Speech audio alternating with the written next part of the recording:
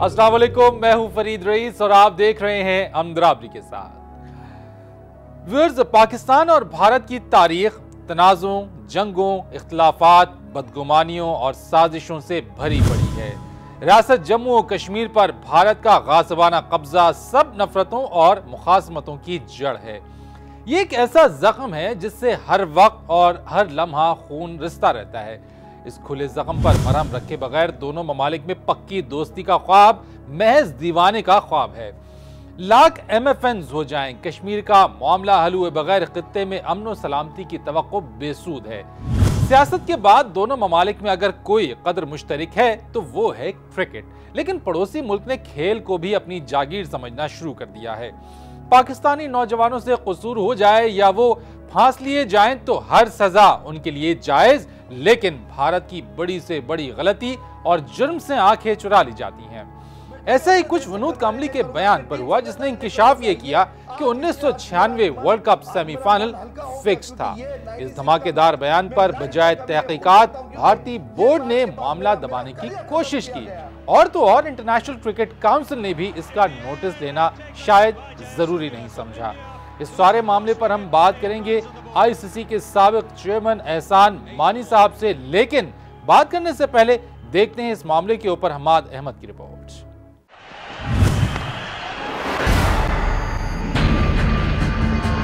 मैं कभी अपने देश से गद्दारी नहीं करूंगा, अपनी टीम से गद्दारी नहीं करूंगा। इसमें सच्चाई है। मैं कामली के आरोपों को बिल्कुल कोई महत्व नहीं देना चाहता हूं। 15 साल बाद उन्हें याद आ रही है। बदनाम ज़माना बरतानवी अखबार न्यूज़ ऑफ द वर्ल्ड की जानिब से छोड़े गए शोशे ने पाकिस्तानी खिलाड़ियों के खिलाफ स्पॉट फिक्सिंग के इल्जाम की बुनियाद रखी। ICC ने बला की फुर्ती दिखाते हुए पहले तो खिलाड़ियों पर क्रिकेट के दरवाजे बंद करवाए। इंक्वायरी बिठाई गई जिसने आसिफ, आमिर और सलमान पर 5 से 10 साल की पाबंदी आयद कर दी।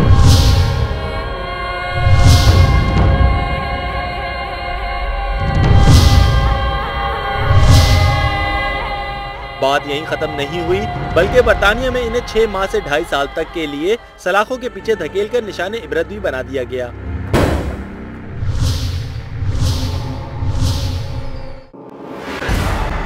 अब जरा भारत के साथ ICC का रवैया मुलाहिजा कीजिए। साबिक भारतीय टेस्ट क्रिकेटर विनोद कांबले ने इंकिशाफ किया कि 1996 वर्ल्ड कप का सेमीफाइनल फिक्स था।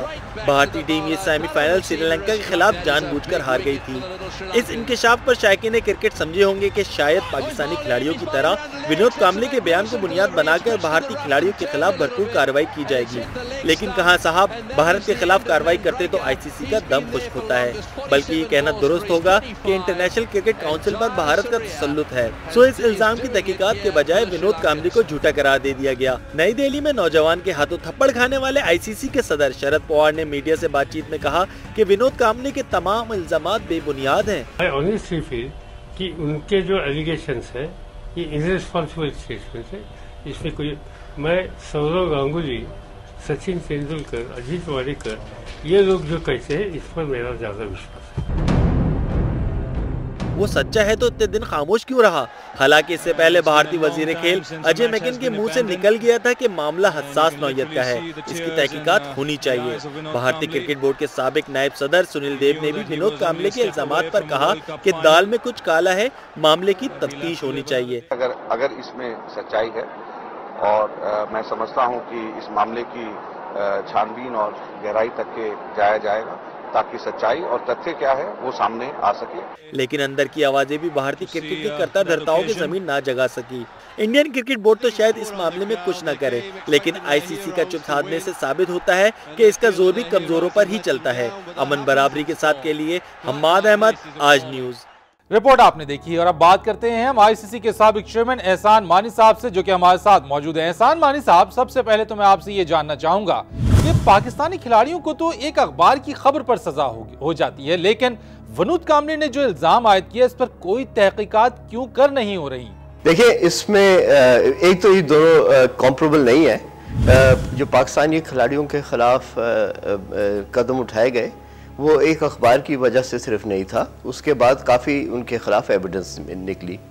मगर जहाँ तक कांबले का है उसके खिलाफ तो पता नहीं करना चाहिए या नहीं, क्योंकि वो तो बातें निकलेंगी बाद में, जब मगर इंक्वायरी पूरी होनी चाहिए। वो मुझे समझ नहीं आ रही कि BCCI और ICC चुप क्यों है।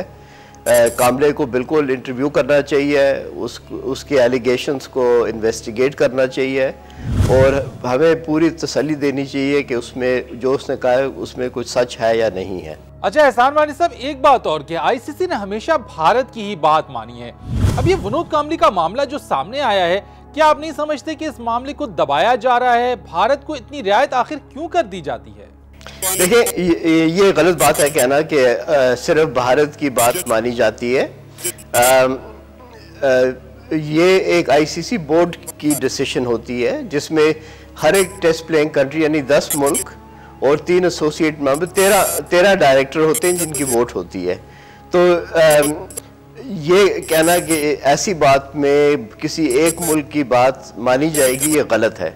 मगर मैं बिल्कुल कन्विंस्ड हूँ कि इसमें बाकायदा इंक्वायरी करनी चाहिए और ये जो कुछ कामले ने कहा है ये सारा इन्वेस्टिगेट होना चाहिए। अच्छा, क्रिकेट में करप्शन अब किसी से कोई ढकी छुपी बात नहीं रही है। आप क्या समझते हैं कि किस तरह से क्रिकेट में करप्शन को खत्म किया जा सकता है या करप्शन से पाक किया जा सकता है?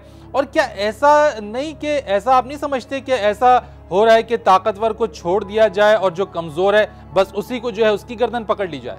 नहीं, ऐसी कोई बात नहीं है और ना इसमें कोई ICC की ऐसी कोई पॉलिसी है।